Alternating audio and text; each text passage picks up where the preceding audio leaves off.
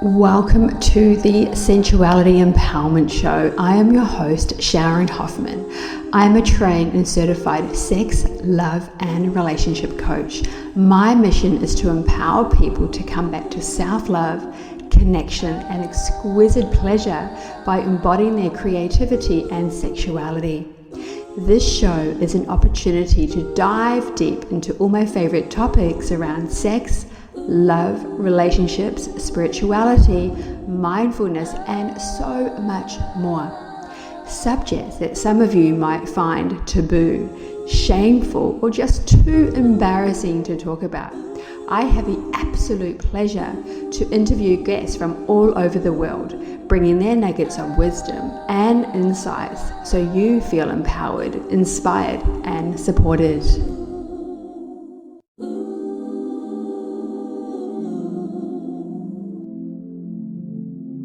Hello, beautiful people. Merry Christmas. Can you believe it's that time of the year?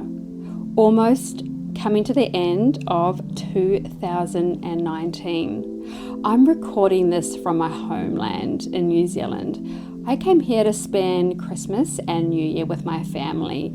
And what I love about being home is the time that you have to reflect. And I've done a lot of reflecting in the past few days, acknowledging all my growth, the lessons, joy, and hardships, bringing in so much gratitude to my journey of being. I have to admit, I feel that 2019 was a journey of doing rather than being. So I definitely want to direct my energy into trusting myself more and less of striving to be, and more surrendering into being. Today's episode is with a man who is making a huge impact in our community. Steph is incredibly dedicated and passionate in helping people to healing by connecting to their shadow or their trauma in a very deep way.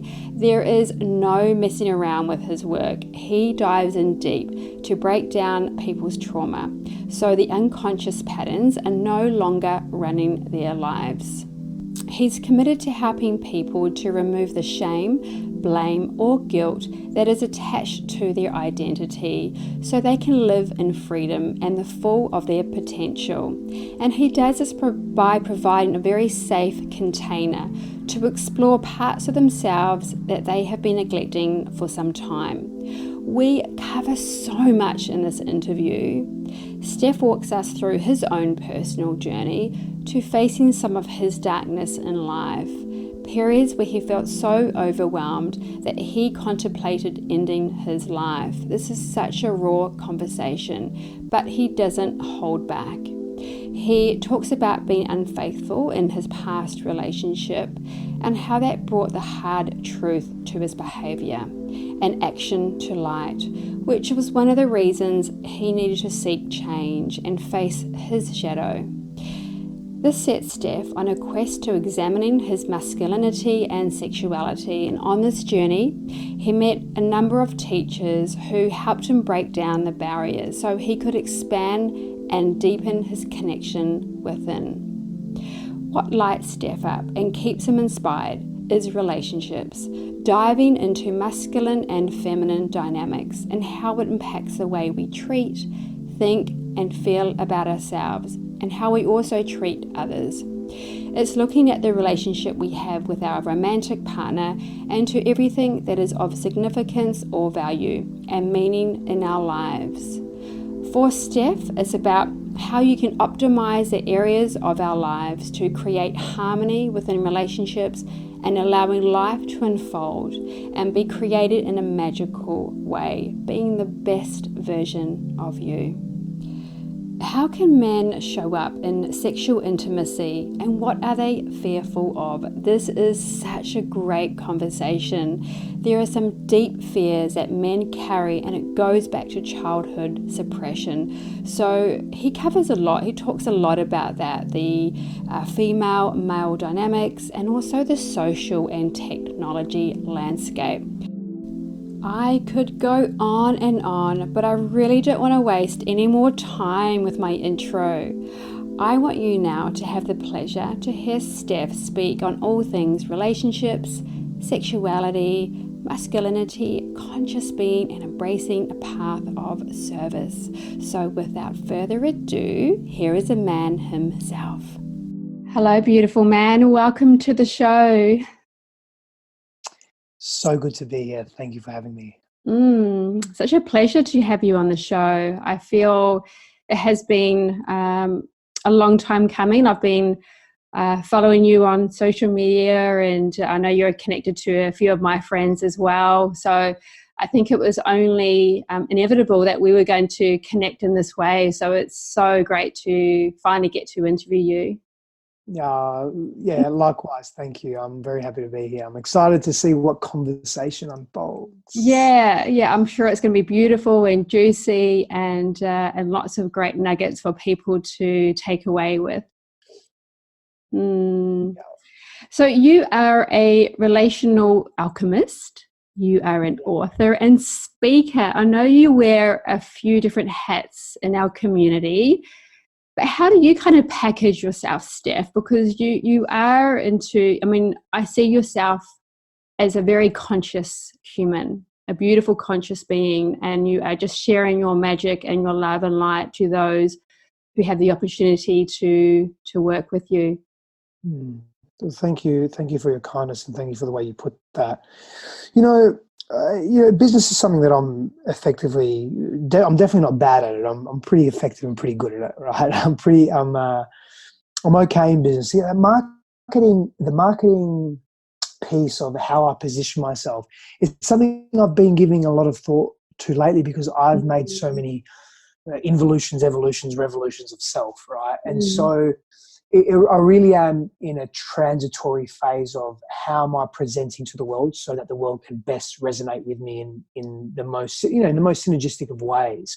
And I am in that point at the moment where I am in transition. And I've been giving a lot of thought to that.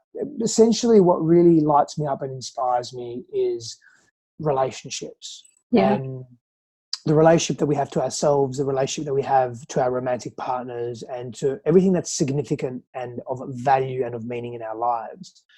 I really delve deeper into masculine, feminine dynamics. Essentially, that means our masculinity and femininity as from a biological perspective, from a cultural perspective, and from a perspective of polarity. And how that impacts the way we treat ourselves, think about ourselves, feel about ourselves, treat others, interact with others. How can we optimize our relationships? Because I really believe that our relationships, and the key relationships, is that to self, to other, to an intimate romantic partner, and even our relationship to earth, to our environment. And how do we optimize those relationships to optimize human expression? Yeah. So that's really my jam. It's really where I like to play. Yeah. And for me, I realize that the more we optimize those areas of our lives, and we really harmonize our key relationships, all of life just unfolds and is created in such a magical, magnificent way.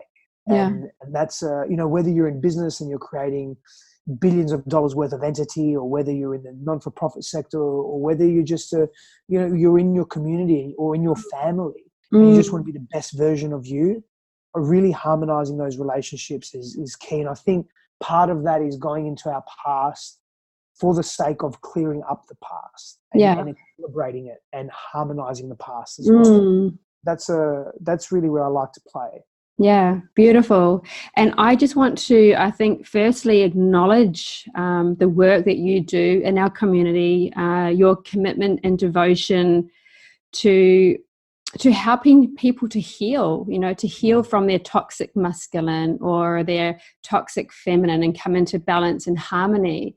It's so interesting. There's a lot of, I'm connected to a lot of people that are doing this work at the moment, that really trying to help people to come together in a lot of harmony and balance without putting any labels on it.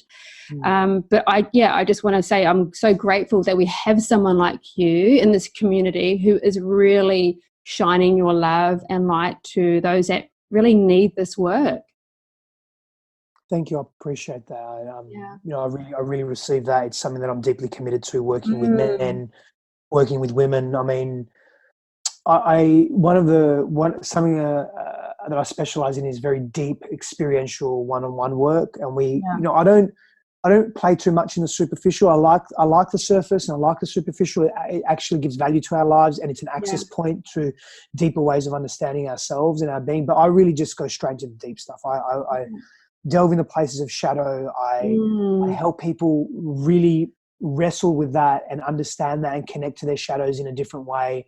Look at if they have traumas, really go into their traumas to really break down their traumas. And let it dissipate and not let it run their lives, not let these unconscious patterns run their lives.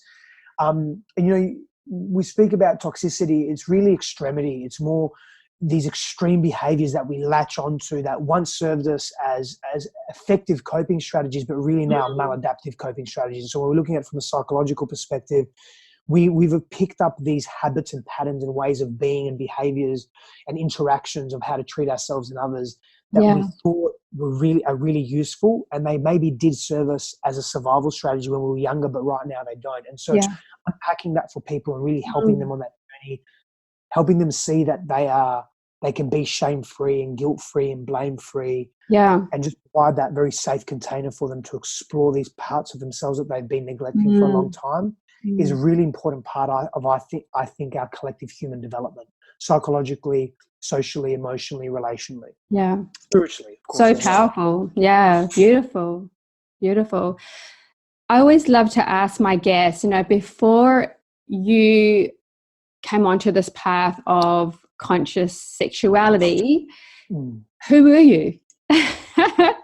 who were you before this place of walking this beautiful conscious path?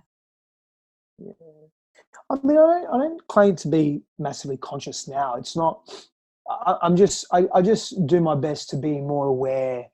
And, awareness and consciousness are two different things. They can be used synonymously, but they're also two different things. But I claim to be more aware of what I can't see a little more every day. And, before really being more deliberate of walking this path and being clearer of walking this path, I was someone that was unhealthy in their posturing. I was angry and aggressive. I was short-tempered. I lacked compassion and empathy. I was unfaithful in my relationships. I was dishonest. I was out of integrity. I was hyper selfish. I was hypercritical. I was really living my past. I was bringing my past into my present, and I was being someone that I thought I had to be in order to survive. And they were just familiar patterns that was just unchecked, unresolved wounding that I was bringing into my life every day, more and more and more and more, and became my norm. Until I had to hit rock bottom multiple times to realize that this is not for me anymore. This is not the path of the life that I want to live. And what was it? I'm sure there were probably a lot of different pivotal moments for you, but when was that kind of turning point that you realized that you just couldn't operate like this anymore? It was a number of years. It was a number of years ago where I was in a relationship, and she discovered that I was unfaithful in that relationship. And it brought the hard truth of my behavior and my actions to light.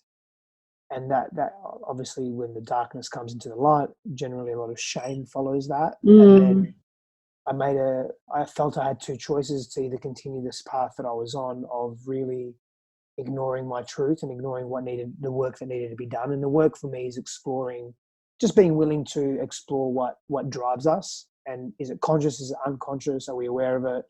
And is that what we really want to drive us?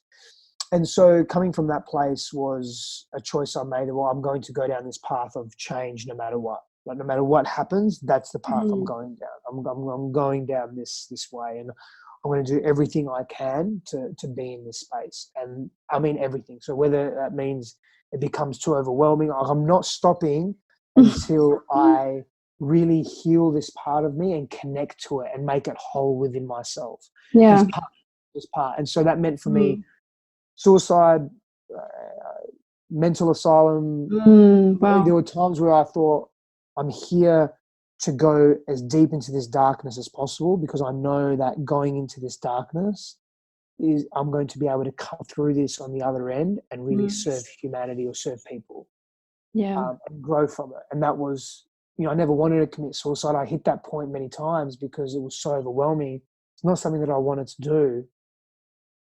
However, I contemplated it seriously many times because the pain was so overwhelming and stripping back the layers, you know. Yeah. And that's why so many people, we really go to that suicidal. We go because the pain of observing our stuff is so overwhelming in the moment. Mm-hmm. We don't realize that it's temporary. And we don't realize that there's great gifts that are carried there, but it's so overbearing in the moment. Mm. And so it was really battling with all of these different demons over a lengthened period of time that allowed me to become more aware of my own inner workings and the path that I could tread and that I started to walk.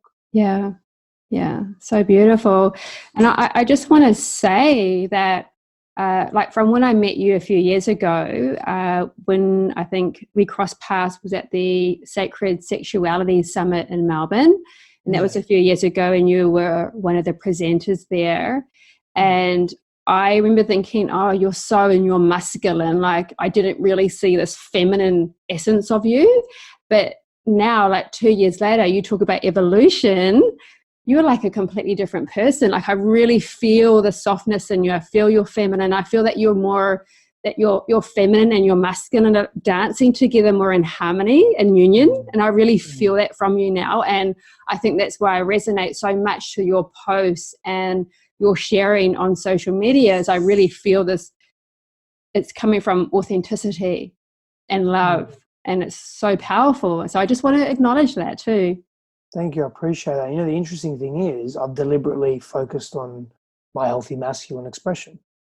That's really what I've been focusing. I haven't focused on being in my feminine in any capacity because I don't feel that's necessarily the best thing that men need to do. Like, people come to me and say, oh, my man needs to be more feminine, help him. Or a man will come to me and go, I want to be more in my feminine because that's what the woman that I'm with wants. Or no, that's not the right question to ask. The question to ask is, how do I step more into my healthy core essence, whatever that is for you, right? Yeah. And that's what I've been doing deliberately, and I feel more balanced in my own self, in my own expression. I feel more grounded and confident and rooted in my own sexuality and my own sense of self as well, because I've been focusing on my core essence. Yeah, I really feel that. Beautiful. Thank you. So let's talk about healthy masculine. I know that there's so many men that are disconnected from their masculine and, you know, are suppressing their emotions and their feelings and trauma and not feeling comfortable or feeling reassured in themselves to be in their full expression. So how do you help men to really dive deep into that, into the work? Into their full expression? Yeah, just into coming into their healthy masculine, like their divine masculine. It's a really big it's a great question. It's a very loaded question, right? It's a beautiful question. And so there are a number of ways. There are two fundamental things when it comes to behavior change or stepping into truth. There's the fundamental human condition, and then there's the cultural condition. And part of the cultural condition is ethnicity, race, values, socioeconomic demographic, gender, core essence of expression, masculine, feminine. And so fundamentally at a human level, we all need to be seen. We all need to feel safe in order to step into any healthy version of self. Otherwise, we just run on survival mode. Yeah.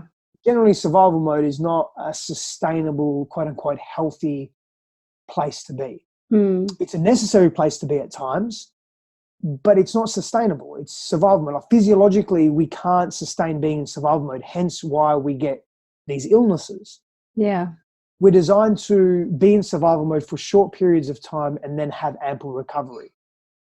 I go back a million years ago, we're running across the savannah, not really the savannah, but wherever we're running from an animal that's bigger than us, and for our survival, we must mobilize, do what we do, whether we're running, whether we're freezing and pretending to be dead, whatever we're doing, right? And then once assuming we survive that, we shake it off, literally and figuratively, We reset our nervous system and we go about our day. We don't necessarily have that in today's world. Whilst we're not threatened by large external objects or mammals, we are under constant stress. Yeah. And so we have to create an environment where we feel safe to be ourselves. So in today's world, that part of that is physical safety, because so many of us have experienced physical, emotional, sexual abuse, one or all of those. And the other one more is psycho-emotional safety, where we're in an environment where we feel we're not judged. We're met with compassion and empathy and understanding. We're met with legitimate mirroring and an authentic reciprocation of, hey, I see you, brother. I want to see you. It's okay. Oh, you're safe here. You know, all of you is welcome to express yourself as you need to. And you're safe with your brothers to do that. And so creating that container of safety is the first step. Yeah. Then it's really important for men to be seen by men. So I paused there purposely because I want people to really think about that. Because some people may be thinking, oh, but it's important for women to see men and they get to feel safe and they understand and they get to see this man that's stepping into, but men are isolated. The majority of men are very isolated. They feel alone.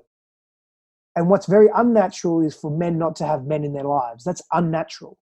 We've evolved in brotherhood. We really have. And so it's a key component that we're missing in modernity, in today's world. So men need men. So we have to create a container and a space where men can see each other and feel each other and hold each other. And they're the foundations that we want to lay. And then there's obviously techniques that I would use that extract information. It's not torture, of course. It might be for some people. For some people, yeah, it would be. Actually, but it's not a deliberate act of torture. I'm extracting the nuclear codes for a nuclear weapon from someone. I'm going to pull their fingernails or something with pliers or anything like that. But I'm extracting. I've watched too many action movies, but I'm extracting information from them in terms of letting them know that they're free to express. And some of that stuff that they've really repressed for a long time. And you only need to ask a few questions or observe how someone moves or where their eyes dart and where their eyes go and their body language to figure out sort of where they're at. Right? And I do this day in, day out. I've worked with thousands and thousands of people. And so after a while, it becomes almost second nature to really feel that in another person. And so the techniques that are used vary, of course. You know, there's different tools that I use personally or that can be used. It does depend on the individual and depends on the group. However, what's really important is safety, and then being surrounded by other men is super powerful in terms of, you know, just breaking down the barriers of what can and can't be done, and what can be said and can't be said, and that type of thing is so important, is breaking down those barriers. Yeah. Yeah, working with men, what's a bit of a common theme, or what's something that you're really starting to see that men are fearful of? They're fearful of being alone. They're fearful of speaking their truth and being judged. Yeah. They're fearful of being rejected sexually and emotionally. They're fearful of being humiliated, either for their thoughts, their beliefs, their physical bodies, whatever it may be. There's some pretty deep fears there. Yeah. Rejection, humiliation, abandonment. Yeah. Old stuff that goes to childhood that has been repressed. It's part in the individual and part in the collective. Part where we are today as a society, with how, with feminine masculine, with more female male dynamics. Yeah. Yeah, I feel that too. I feel, and because I think there's been a bit of a shift over the last few years, you know, the last maybe 5+ years, where, you know, there's a lot of women who are stepping into their masculine and not perhaps needing the man so much or relying on the man so much. So the men are feeling a bit confused in what is their role, and whether it's in a relationship or a workplace or wherever that might be. I think there's a bit of confusion. They don't know. Yeah. Yeah, there is. Yeah, there are a number of reasons for that. You know, and again, this is a very complex conversation that some social commentators try and dilute and simplify. It's not as easy as that. The reality is there's a couple of causes.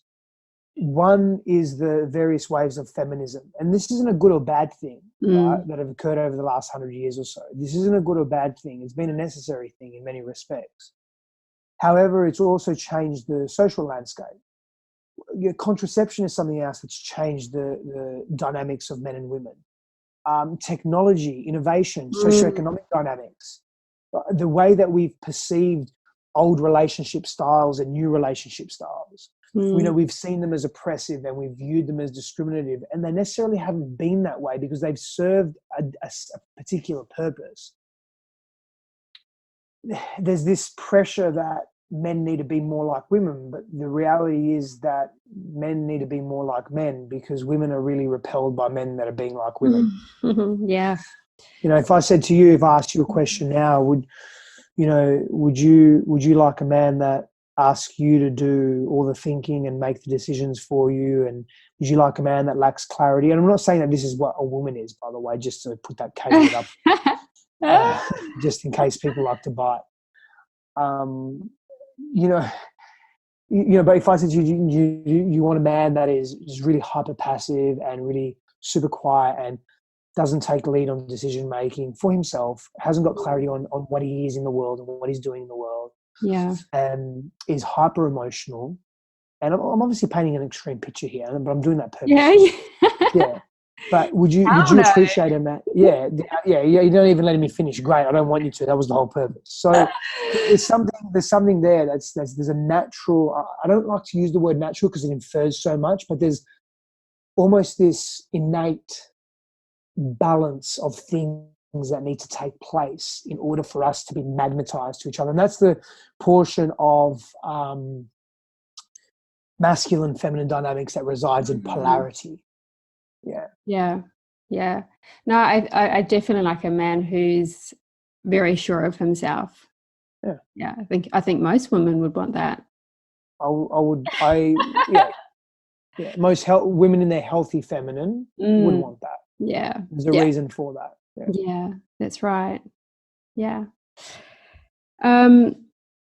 So sacred sexual union. I know I recently read, I think something that you wrote, I think one of your blogs, around how a man can truly show up in the purity of his presence or of her presence and his presence. And I love that blog because, and it's something I've been talking about quite a lot amongst my friends who are in relationships and also on the dating scene as well. And I suppose dating men who are probably not, are not all the men that they're dating, but me, myself, out on the dating scene, is getting the feel of what's really important when how a man can hold presence for you and how he can hold space for you. So I want to talk about that, especially in the bedroom. Yep. What do you specifically want to talk? What's the question? Yeah. So the question is, how can a man truly show up for his lady, for his woman? Particularly in sexual union. In intimacy. Yeah, in sexual intimacy, yeah. Yes. Well, many ways. I think it begins before the sexual contact. For me, because I work so much with couples as well. So when I'm looking at, and just in my own life, for example, I mean, if I'm really disconnected from my wife, Christine, if I'm really disconnected from her all day, and there's maybe some tension between us, for example, because we can be disconnected but actually be really focused on separate things. We can still come together in the evening with conscious, deliberate effort and merge in sexual union and be really connected. But if we're distracted and disconnected and there's tension between us, and then all of a sudden I feel like releasing my tension from a primal perspective, nothing wrong with that, whatever. And then I just go and I just say, hey, I want to have sex, or I say it verbally, or I indicate it.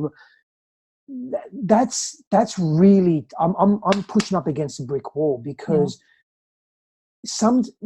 again, men and women are different. We're different. We have a different hormonal profile. Our brains are a little bit different. And we're very much the same in terms of how we psychologically process wounding. Not completely the same, but how we psychologically process intense experiences, trauma, wounding, Yeah. pain, fears, etc. Completely the same, but very similar, right? And so we're not equal, and we need to embrace that we're not equal, and we still need to also have access to resources in an equitable manner. It's more of a conversation of equity rather than equality. Mm. And so women and men are different in certain respects. And remember the masculine and feminine thing, the polarity, culture, biology, right? Yeah. And so, and not enough people are talking about that either. And that's something I'm going to start talking a lot more to, because No, I was going to. Really important fact. People talk about masculine and feminine, and some will say, oh, it resides within all of us. And what does that mean? I really want to start breaking that down and not simplifying it. Well, I do want to simplify it, but to stay true to the complexity and the layers of it as well. I'm figuring out how to do that.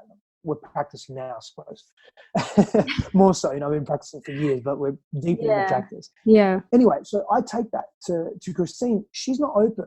Her heart's not open. Maybe she needs some conversation. Maybe she needs the day to wind down. So I think intimate sexual union, it begins well before sexual contact. Yeah. It's how we communicate with each other. It's how open we are with each other. It's how endearing and loving we are with each other. It's how truthful we are with each other. It's how often we're speaking each other's love language, as an example. Yeah. It's how often we're commending each other.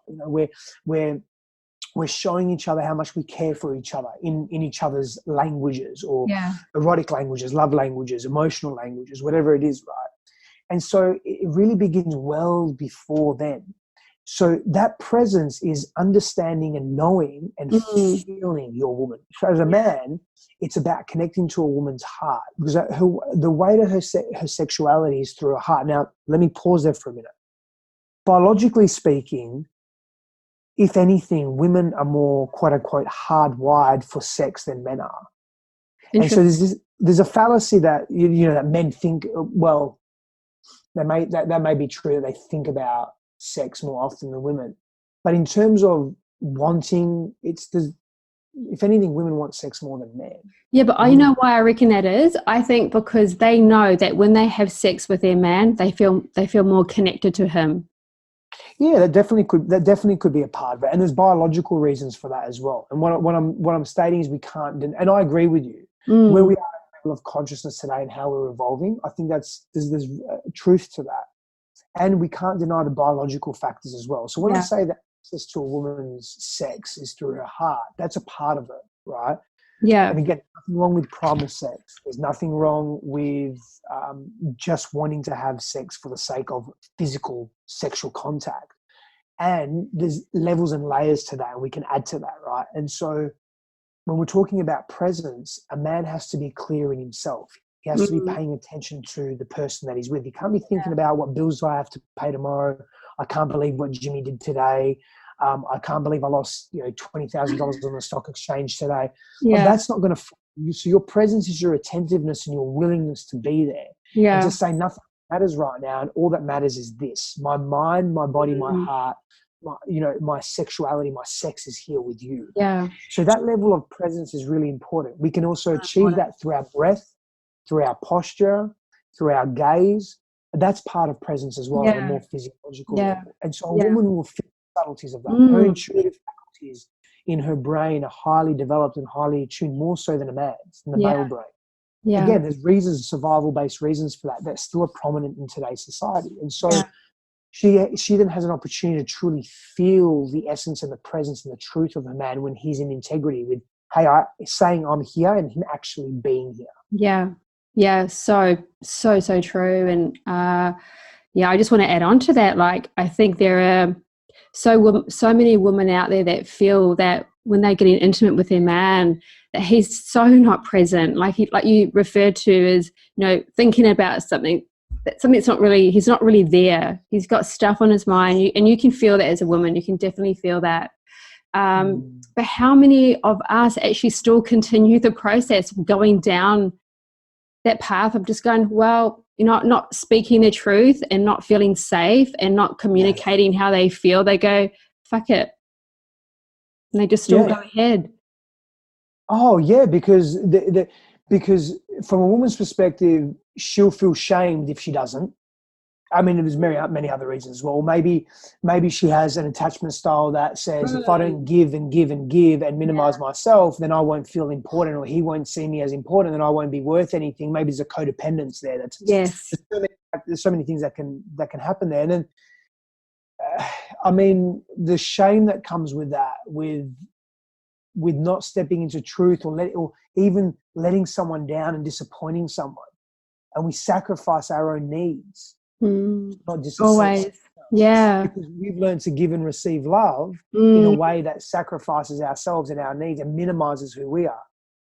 And so we have to work through that stuff. We have to, otherwise we're going to have unhealthy, false relationships. I love all the posts that you share on social media around, you know, healthy relationships, and really making people think about their relationship with not just their partner, but the relationship, as you mentioned before, within with themselves. I mean, I've just come from a really great background of really fucked up relationships, and so I've been able to, and I've chosen to reflect on those late, not in real time, not in real time, but nevertheless, better late than never. And I've really chosen to reflect on them deeply. And that's been the learning opportunity, you know. And I've had great relationships that I've taken advantage of or didn't fully embrace because I didn't know how to and couldn't at the time.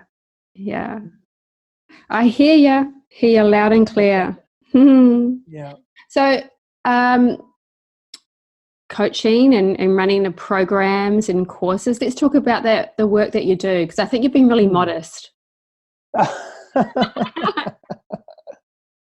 You made me blush now. I think I'm being modest. Come on, you might be modest. Come on, let's get in there. What do you do? What are you doing with a man? What are you doing with a woman or couples? Let's talk about some of this stuff, because I know you recently ran was like a brotherhood retreat in the US. That you had a group of my friends. I know they were there on this retreat with you, and it looked so beautiful. I loved it. Yeah. So I'm part of an organization called Sacred Sons, and we're doing great things in the world with men. You know, really helping men break free of their pain and their shadows and their repressed stuff.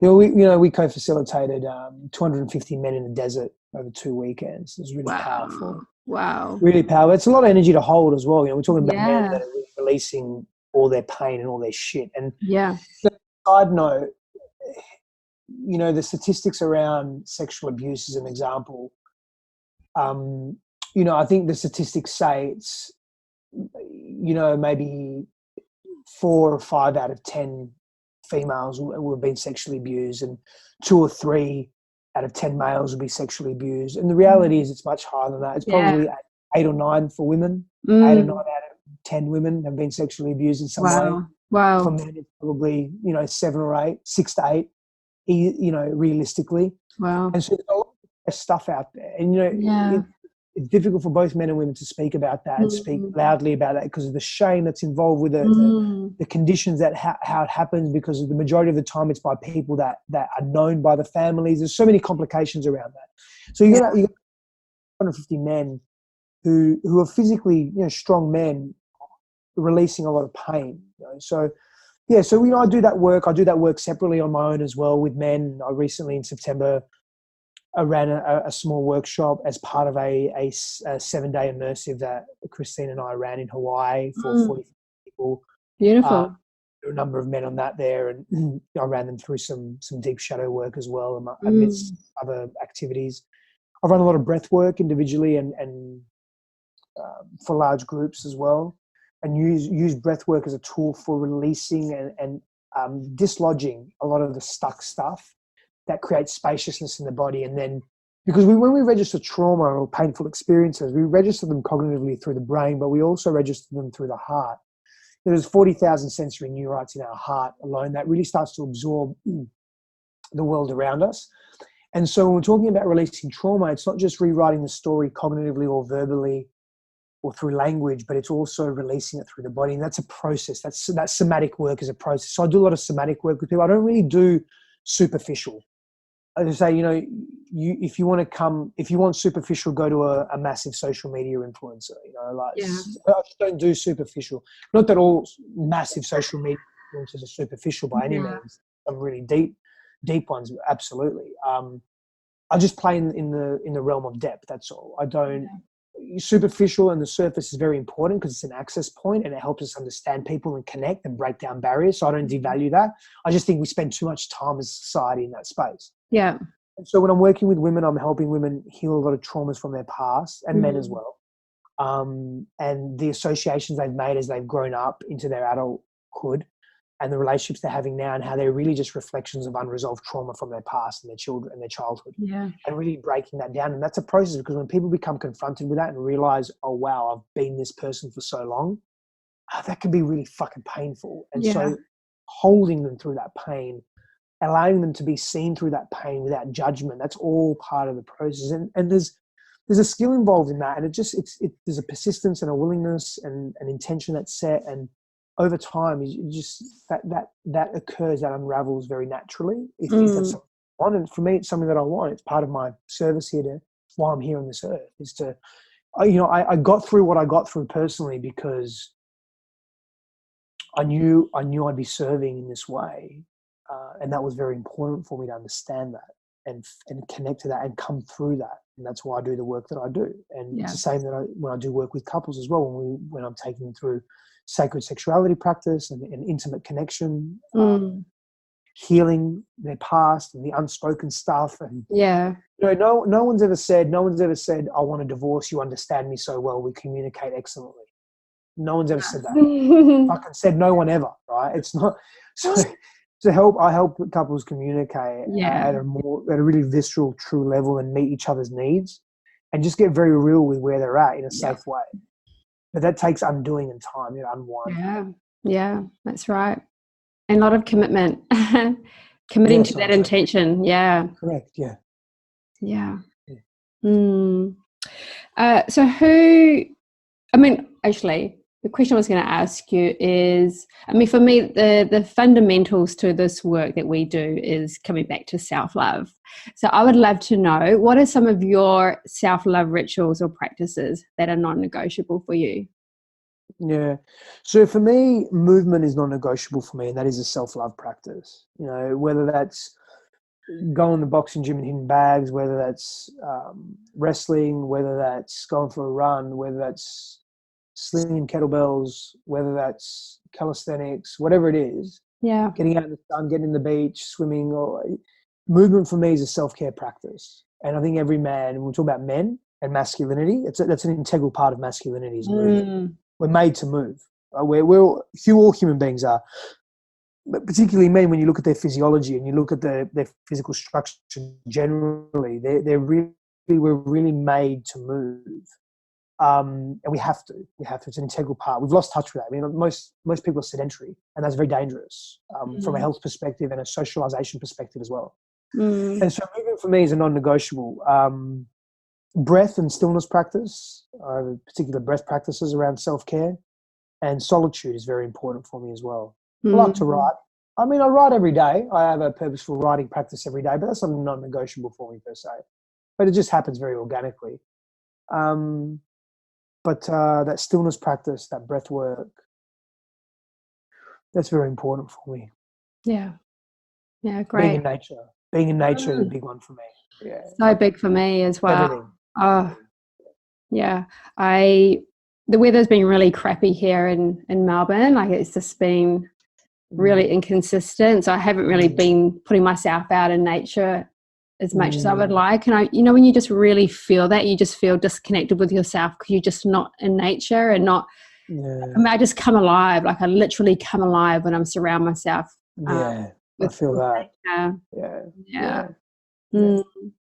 So who have been some of your biggest influential teachers in your life?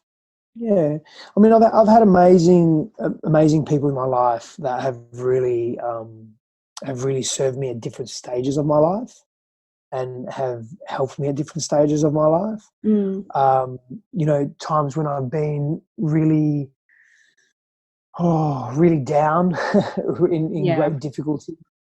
When I was blessed when I was younger, when I was in my early teens, I had a Bowen therapist and a highly intuitive lady um, that my mum took me to, and she was a family friend, but we would go there every couple of weeks, and she put my body in alignment, but beyond that, we would have very deep conversations about life, philosophy, and she's very intuitive, and she would then help me understand myself at deeper levels. She was an important she played an important role in my life. My Vaidyan is an Ayurvedic master that I met when I was 19, 20, 21, and I spent a lot of intimate time with him. He was like a father to me, and in different ways. And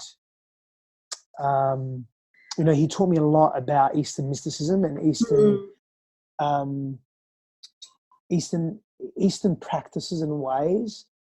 And he played a significant role in my life as well. And there were different authors that have sprung up. I don't really idolize anyone per se. I've never really done that, but really respected and revered different authors and different people in the space that are doing amazing things in humanity. I've had a number of different, like private coaches that have been just pivotal in my life, absolutely pivotal. A couple, Jonathan Haker, and another woman, Michelle, another woman, Monica. I mean, these are people that are more than just coaches, though. These are spiritual guides. I mean, my shaman now, Raymond in Mount Shasta in Northern California. I mean, he's amazing as well. They're all playing different roles, and there's many other people. And all my friends, my partners, my previous partners, they all played such a deep role in helping me know me. My parents, my brother, just my grandparents have been tremendous guides and teachers for me on every level. Yeah. So there's a lot. There's many. Yeah, there's a shout out to many people. Yeah. Yeah. For sure. Yeah. So good. All right. I suppose I'm just conscious of your time as well. So let's finish off with what kind of advice, what's one beautiful advice that you can give to men who are wanting to, I suppose, take that courageous step and take action to really doing some healing and coming into the man that they want to be? I say this often, but repetitions are key to mastery. Be willing. Mm-hmm. Just be willing to do the work. What does that mean? Do the work means be willing to face your demons. Be willing to be challenged. Be willing to look at the unseen parts of yourself. Be willing to get uncomfortable. Yeah. Be willing to go where you haven't gone before. Be willing to understand that there are patterns in your life and you're behaving in a particular way that you may not resonate with, and there's reasons for that. Be willing to explore that. Be willing to ask for help. All of that. That's really, really important. Yeah. And I think that can be the same for women as well. Yes, absolutely. Beautiful. Well, it's been great chatting to you, Steph. I really am so grateful for your time and coming onto the show. I'm sure the listeners too will be, there'll be some great takeaways for them as well. Thank you. Thank you so much for having me. I really, really appreciate it. Pleasure. Thank you. Thank you. What a beautiful way to end 2019. Oh, what an inspirational man Steph is. I recommend, if you're not already, following him on Instagram. He's incredibly active, pumping out some great content, especially his videos. Really hitting some home truths there, which can be quite revealing for people and confronting, but I love it. He's just so real. So I recommend that you do check him out on Instagram. I want to end by extending my gratitude to each one of you who have been really supportive in me, supportive of my show, leaving me reviews or sending me emails with your feedback and how perhaps a guest has made an impact in your life with what they have shared, their insights, sharing their words of wisdom. It really does make my heart and my soul sing when I do hear of stories like that. So feel free to keep them coming. I don't know how 2020 is going to look for this show, to be honest. I'm definitely going to still continue with it. I'm thinking I might collaborate a bit more with certain guests, or I might co-create. I'm really not sure. I'm just kind of leaving it to see how things unravel for me. But I'll definitely plant some seeds. So stay tuned. I also want to quickly announce that I will be taking on a handful of women in the new year.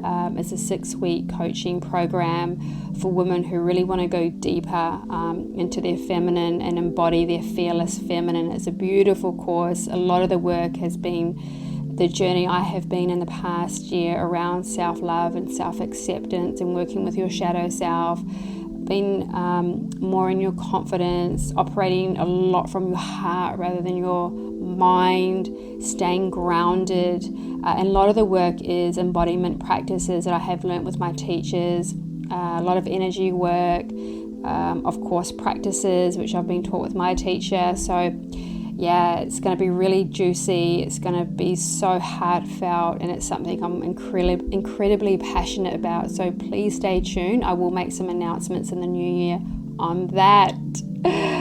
Happy festive season, everyone. I'll see you in 2020. Mwah. Take care.